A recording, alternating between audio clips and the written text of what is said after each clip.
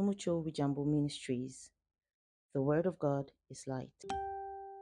Shalom shalom bakundwa, mukunda gukurikirana ibiganiro ducisha ku Muco W'Ijambo Ministries. Ndabaramukije cyane aho muherereye hose mu mice itandukanye. Ndabipfuriza kandi kororanirwa mu byanyu no mu banyu mu byo murimwo. Uhoraho abitangire imbere muri byose, kandi uhoraho ahezagire ibikorwa by'amaboko yanyu, hama murushirize rwose kuva mu bwiza muja mu bundi bwiza, uburyo bwo kumumenya, uburyo kandi bwagutse cyane. Imana yo mwijuru iduhane umugisha mwinshi cyane rwose, twarahezagiwe rwose muri Kristo Yesu. Nanifuza gusangira namwe ijambo mu kanya gatoya, ijambo numva ko mwe muyera ari karasunika mu buzima bwanje. Nifuza ko turiganira ko umwanya muto, hama tugashobora kumva mbega ni igiki kinyegeje muri rino jambo, ijambo ryoba rihishwemwo kugira ngo rihishuke kubw'umwami wacu, kubw'Mpwemu Yera. Mpwemu Yera ni wahishura ibinyegeje, niyo mpamvu tumwiyambaje muri kano kanya kugira ngo Mpwemu Yera abane natwe mu kutwagura mu buryo bwo kumva no gutahura ibanga rinyegeje mw'ijambo. Bene data nkunda kubibutsa neza yuko iyo uriko urasoma ivyanditswe, ijambo tuvyitwa ivyanditswe, uretse ko hari akandi kantu twongera ko ngo ivyanditswe, twongera ko ngo vyera, tuvuga ngo ivyanditswe vyera, ariko hari ibindi vyanditswe bitera. Kandi Bibiliya urashobora kuyisoma nk'ibintu vyanditswe bitera, kandi ari Bibiliya, kandi ari vyanditswe vyera. Urashobora kuyisoma nk'igitabo gisanzwe, kandi ari vyanditswe vyera, ukabisoma nk'uko wosoma ibindi bitabo bivuga inkuru z'imisozi y'ibitangaza, zivuga inkuru ku bijanye n'ingo n'imiryango n'ibindi bintu vyinshi. Urashobora gusoma Bibiliya ukayitahura nk'umuntu arimwo arisomera igitabo kivuga ku bijanye n'ingo n'imiryango, igitabo kivuga ku bihugu vy'ibihangange canke ibintu bitangaje vyo kw'isi. Ugasanga ntahishurirwa uri kuraronka muri iryo jambo. Yes. Rero ari ijambo riri muri Matayo igice cyaho ca 5 ku murongo waho wa 17.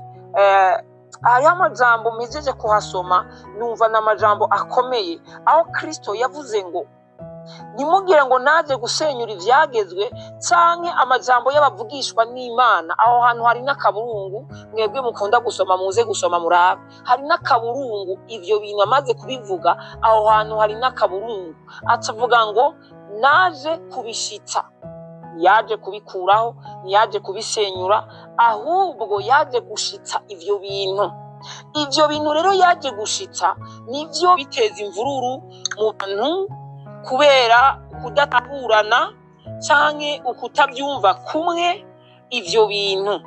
Ugasanga bamwe ivyagezwe ngo nivyo bashigikiye, abandi ugasanga ngo ubuntu nibwo bashigikiye, ibintu mwene ivyo mu bantu. Izo ni intambara ziba ziri mu mitima y'abantu, intambara zituma abantu bataba strong, bataguma mu ruhande rumwe. Ugasanga baguma bajuragirika nka kagati ko mu nyanja cyangwa mu kagati ko mu kiyaga. Ugasanga nivyo rero. Ariko burya reka nze ndababwire, ikintu cyose kirafise intumbero yaco, kandi inzira burya ni imwe, nta nzira zitandatu zibaho, nta n'inzira zibiri. Kristo yavuze ko inzira zibiri, ariko muri izo nzira zibiri amaruhiro harimwo imwe yonyene, ntiharimwo izo nzira zose. Inzira ntiyavuze ko inzira ari zibiri, ariko muri izo nzira harimwo imwe y'ukuri n'iyindi y'ikinyoma. Rero iryo juragirika, bamwe ngo dushigikiye ivyagezwe, abandi ngo dushigikiye ubuntu bw'Imana bubonerwa muri Kristo Yesu. Ugasanga bari muri ivyo bintu, ariko najyanda kubwiye ngo hagati muri ivyo bintu vyanka bikunda hariho ukuri. Yes. Kandi umuntu wese abwirizwa kugufata, cyangwa umuntu wese abwirizwa kugendera mu kwizera agezemwo, niko mu Baroma 14 havuga. Yes, nukuvuga rero bakundwa, dushaka twiyumvire ikintu kimwe. Yesu yavuze ngo nimugire ngo naje gukuraho, gusenyura ivyagezwe. ngo hamwe ngo canke ngo n'amajambo y'abavugishwa n'Imana, ntimugire ngo naje gusenyura canke gukuraho ivyagezwe canke n'amajambo y'abavugishwa n'Imana. Hari akaburungu nabibabwiye, aho hantu hari akaburungu uze gusoma urabe. Ni ukuvuga ngo ivyo bintu bibiri birafatanye, icyo ni ikintu ca mbere. Niyo mpamvu uze witondere ijambo ririko akaburungu. Aho ni ka kantu bakunda kuvuga ngo ndugaye twamugina, ni nka sinyatire, ndugaye twamugina, akaburungu ni hatari. So ni ukuvuga amajambo, ni ukuvuga ngo sinaje gukuraho ivyagezwe hamwe n'amajambo y'abavugishwa n'Imana. Ivyo bintu birafatanye kandi hari akaburungu. Ubanze wibaza ikibazo aho nyene, kubera iki ivyo bintu vyifashe gutyo? So ni ukuvuga rero Kristo yafashe ikintu bitwa abavugishwa n'Imana, abafatanya n'ikintu bitwa ivyagezwe. Abavugishwa n'Imana n'ivyagezwe Kristo yarabifatikanije, aca ashirako n'akaburungu, baca bashirako n'akaburungu abanditse. Kandi abanditse bari buzuye mpwemu yera, ndabizi, ntago bari mu mubiri. Ni Kristo yavyivugiye amajambo kwanza, naho banditse ivyo Yesu Kristo yivugiye. Aya majambo ni Kristo Yesu yayivugiye ubwiwe. Yes. Rero reka nze ndaguhishuriye ikintu ndiko ndumva kinyegeje muri bino bintu, kugira ngo nawe wumve irishurirwa. Ni ukuvuga rero umwami w'abami Yesu Kristo yafashe amategeko canke yafashe ivyagezwe canke yafashe abavugishwa n'Imana, aca abateranya n'amategeko, aca ashiraho ndugaye twamugina, ashirako akaburungu. Vyumvikane ngo ivyo bintu vyahagurukiye rimwe. Ni ukuvuga ngo rero abavugishwa n'Imana ni itangura ry'urugendo rw'Imana. Shaka hano hantu tuhumvikane neza. Abavugishwa n'Imana ni itangura ry'urugendo rw'Imana ngaha ku isi. Ugerageje kuvyiyumvira usanga ari uko nyene bimeze, ariko kandi si n'ibijanye n'ivyo kwiyumvira, ahubwo ni guhishurirwa ijambo. Ni ijambo duhishura, mu yandi majambo ni mpwemu yera hishura ijambo muri twebwe. Rindira uraza kubitora neza. Ni ukuvuga ngo abavugishwa n'Imana bamaze kubaho, uburongozi bw'Imana bwari butanguye, kandi nta burongozi na bumwe bubaho butagira itegeko. Icyo ni ikintu cya mbere mutegerezwa kumenya. Nta burongozi na bumwe bubaho butagira itegeko.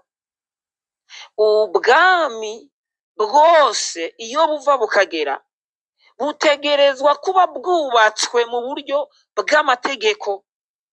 Niyo mpamvu abavugishwa n'Imana n'urugendo rw'Imana rwa mbere. Niyo mpamvu haciye haza ikintu bitwa amategeko, kuko Imana yari itanguye gushiraho urutonde ukuntu ibintu ikora.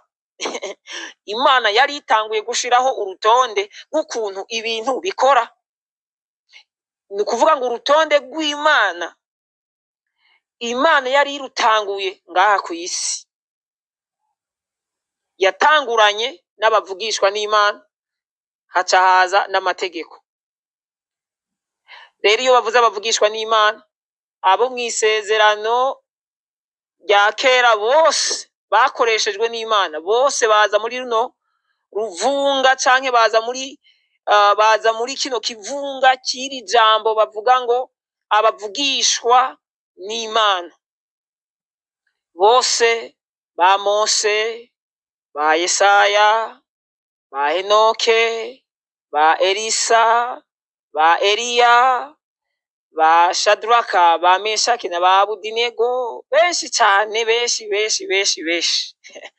Abo bose baza muri icyo kivunga. Ba Dawidi, bande bajya bose bagiye baragenda bayobora, ba Yosuwa, abo bose baharugwa muri icyo kivunga n'abavugishwa n'Imana. Kristo Yesu yavuze amajambo akomeye avuga ngo sinje ataba nihaniza acara nihaniza hepfo ukomeje ugasoma yaciye yihaniza aravuga ati ntihagire n'umuntu n'umwe azokwigira yiyumvira yuko kubijanye n'ivyo abavugishwa n'Imana bavugishijwe, kubijanye n'ivyo ivyagezwe, hazogira umuntu n'umwe azokurako n'akantu na gatoya. Ntivyokunda ko hogira umuntu n'umwe akurako n'akantu na gatoya. Acara akoresha ijambo avuga ngo naho isi n'ijuru vyokugwaho. Murumva ariko bino bintu naho isi n'ijuru vyovaho, ariko kubijanye n'amajambo y'abavugishwa n'Imana hamwe n'ivyagezwe ngo nta n'akantu na gato kazokwigera gakugwako. Ibindi byose vyoshobora kuvaho, ariko ikijanye n'ijambo ry'Imana, ikijanye n'umugambi w'Imana kugikuraho ntibishoboka. Kristo Yesu rero yavuze ko ari we gushitswa kw'ivyo abavugishwa bavuga, kandi habaye gushitswa kw'ivyo amategeko yavuga. Mu yandi majambo, amategeko nta bubasha agifise muri Kristo Yesu, kuko amategeko yari afise ububasha bwo kwicisha abantu. Amategeko yari afise ububasha bwo kukwicisha bagufashe usambana. Amategeko yavuga ko baca bakwicisha iki? Amabuye. Kandi ntiwashobora kurengana iryo tegeko, kuko iki iryo tegeko rivuze cyategerezwa kuca gikorwa. Niko mw'isezerano rya kera bari babayeho muri ico gihe c'abavugishwa hamwe n'ivyagezwe. Ugerageje gusoma mw'isezerano rya kera urabona yuko abavugishwa n'Imana haragera igihe n'imiriro igakoroka ikarigata abantu. Haragera igihe hakaba ibihano bikomeye cyane, kubera cyari igihe cyuzuyemwo amategeko. Benshi barabambwa, ntibabambye Yesu wenyene. Benshi barababamba ku biti kurya nyene babambye Yesu, burya kirya gihano bahaye Yesu baragiha n'abandi. Niko cyari igihano gihari, baragiha n'abandi, uretse ko Kristo bakimuhaye bamuziza ubusa azira ivyaha vyawe nanje. Wibuke ko yanabambanywe n'ibisuma bibiri. Uce wumva rero yuko n'uwivye igitoki kirya gihe itegeko ryaramumanika. N'uwivye ikijumbu asha iryo tegeko ryategerezwa kumubamba tu, yavyanka yavyemera. Niko vyari vyifashe. Ariko mu gihe ca Kristo Yesu hari ijambo nza guhereza ko riteye ubwoba rihambaye cyane, n'ishurirwa ridasanzwe.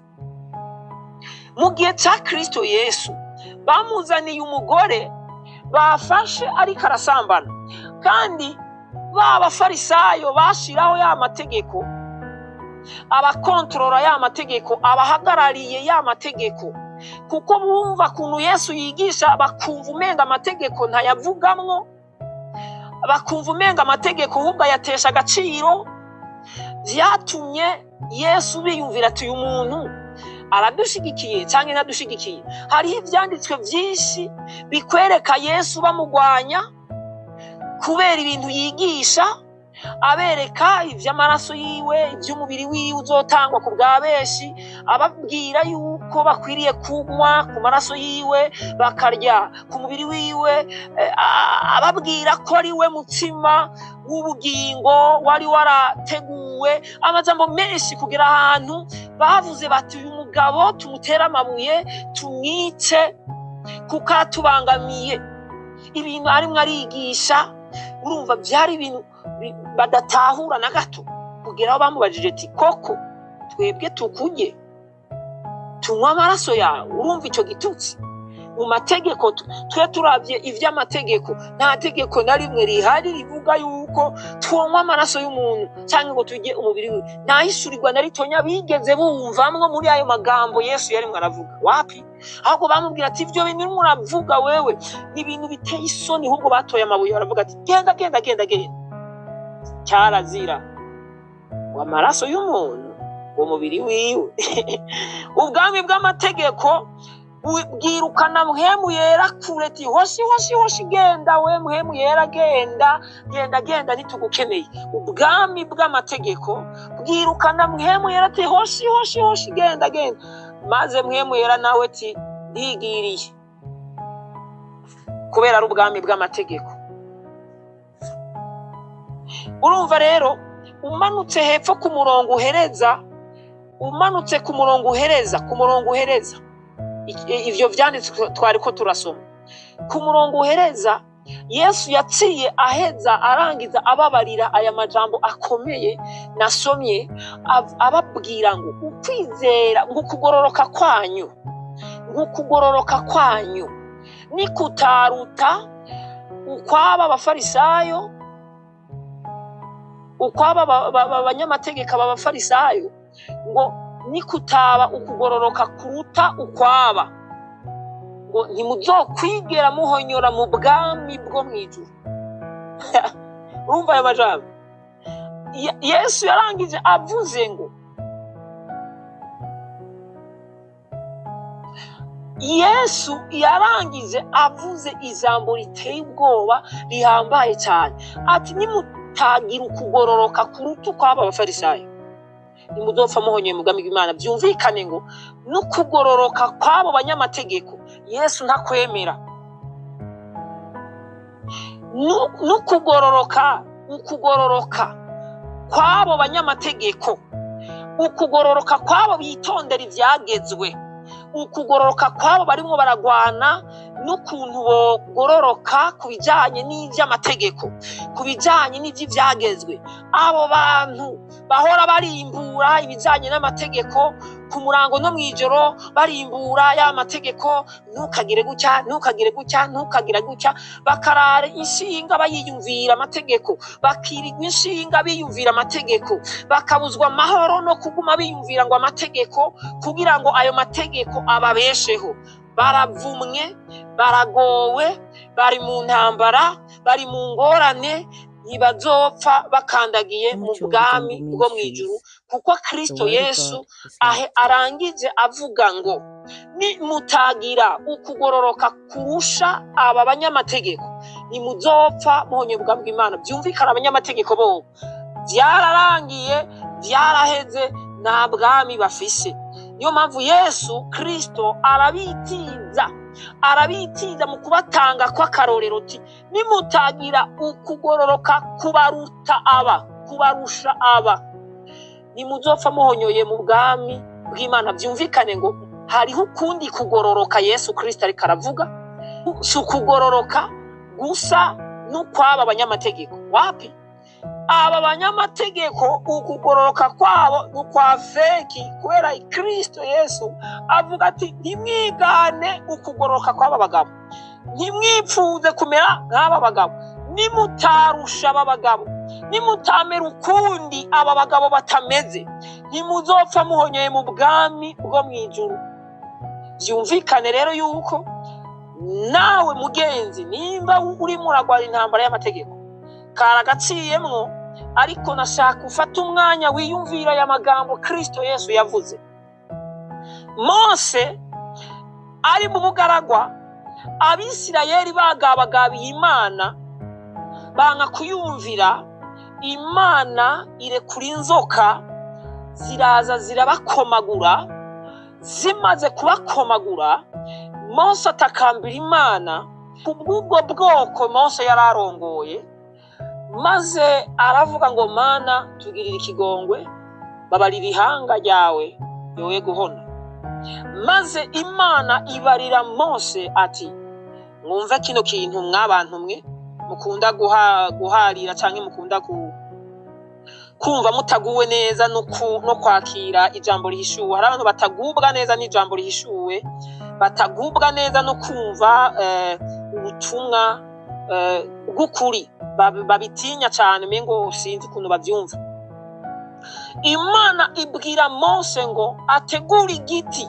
Nimba wibuka ikimenyetso bakoreye Kristo Yesu, nico kimenyetso Imana yahaye Mose ngo agikorere mu bugaragwa kugira ngo Abisirayeli bakomowe n'inzoka buriya bumara bubavemo. Imana yabwiye Mose ngo niwaheza kubamba iyo nzoka uca ubwira abisirayeli bakomowe n'izo nzoka barangamize kuri iyo nzoka, ubwo nyine ubumara buraca bubavamo. Ni ukuvuga sisiteme kwari ukurangamiza, ukerekeza amaso yawe kuri ya nzoka yabambwe ku musaraba.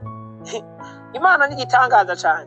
Ukirangamiza gusa bwa bumara bwari buri mu mubiri wawe bwa ya nzoka ubwo nyine wumva icyo kintu. Urazi honyine nyiri jambo ihishurirwa ritekeyemo, urazi iki gicapo ihishurirwa ritekeyemo, ariko usanga abantu umengo hari ibindi bintu kanaka abantu badashaka kwiyumvira. Uyu munsi urashobora kugwana intambara zose bikarangira utsinzwe, ariko hamwe womanika amaboko ukareka uwo ujejwe kukugwanirira akakugwanirira, ubwo nyine uca witwa umutsinzi. Kubera iki? Imbaraga zawe zarananiwe, ntiwigeze ubishobora. Warose ubutabazi buvuye ku Mana. Niyo mpamvu uca usoma ijambo rikomeye hariya muri Yohana igice cyaho cya gatatu, igice cya gatatu ku murongo wa 16 havuga ngo kuko urukundo Imana yakunze abari mu isi rwatumye itanga umwana wayo w'ikinege, kugira ngo umwizera wese sefini aca ahinduka icyaremwe gishasha. Umwizera wese aca yakira ubugingo butazokwigera bushira. Yes, kesyo urumva no kutamwakira, kandi inyishu no kumwakira. Inyishu no kumwakira. Yes, umwakiriye sefini uba wakiriye ubuzima bwiwe. Niyo mpamvu Imana abwiye Mose ko uza kurangamiza wese aca yakira ubuzima bwiza bwiwe. Nuno munsi niko bimeze. Tumbera Yesu Kristo gusa, raba Kristo Yesu gusa. Reka kuraba ivyagezwe, kuko n'ababiravye barabagaye. Ababiravye barabagaye. Soma neza Bibiliya, soma urabe Abaroma igice cy'umunani uhere ku murongo wa 1 n'uwa 2, wumviriza amajambo ahari. Usome mu Baroma igice cya gatatu, igice cya gatatu ku murongo wa 21, uraba amagambo ahari. Ivyagezwe vyarasuzuguwe, vyarananiwe. Kristo rero impamvu vyananiriwe muri Kristo Yesu, niwe mbebasha ndabyitwe gute, niwe yabimaze ubumara. Kristo yarabimaze ubumara bwose ivyagezwe vyari bifise. Kristo Yesu amaze gushika, amaze gukora icyamuzanye, ubumara bw'ivyagezwe bwose yacabukamuramwo. Ivyagezwe ivyari bigifise ubumara, kugira ngo ubumara bwavyo bushobore gutuma umuntu agira ingorane iyo ari yo yose. Nakujya ubumara bw'inzoka bukugiye mu mubiri, bugenda bukavyimbisha umubiri ku buryo mu mwanya muto ushobora gupfa. Rero inzoka Kristo yarazikamuye mu bumara, naho zokuruma ubu nta na kimwuba, Niko ndiha akarorero kugira ngo uvyumve bitaho, niko ndabigereranya, niko ndabyinjira namwo, ko ndabisobekeranya kugira ngo uvyumve cyane ubitahure gose cyane. Nukuvuga ngo Kristo Yesu amaze kuza, ivyagezwe bigereranije na za nzoka zakomagura Abisirayeli. Ivyagezwe navyiswe za nzoka zakomora Abisirayeli. Ziriya nzoka nukuvuga ngo ubumara bwazo naho zari kuca zibarya bamaze kurangamiza kuri ya nzoka, ubumara bwazo ntibwari kuba bugikora muri bajya abantu, kuko bari bamaze kwakira ubuzima, bamaze kurangamiza cya gicapo Mose yakora amaze kubamba ya nzoka ku musaraba. Ari kimenyetso cyo kubamba Yesu Kristo, cyari kimenyetso, yari profesi. Ndagaheraheze ndakagusobanurira neza. Yari profesi kiravugana na Mose, bwari ubuvugishwa buriko buravugana na Mose. Ni Imana yari mirasuka ubuvugishwa kuri Mose, cyari kimenyetso Imana iriko iratereka imbere y'Abisirayeli ryari isezerano Imana yari kirerekanira imbere y'Abisirayeli rizoshitswa nk'uko byavugishijwe n'abavugishwa benshi abavugishwa bose wobuzi banditse muri Bibiliya mu isezerano rya kera bose wobuzi nta muvugishwa n'umwe atavuga Kristo Yesu.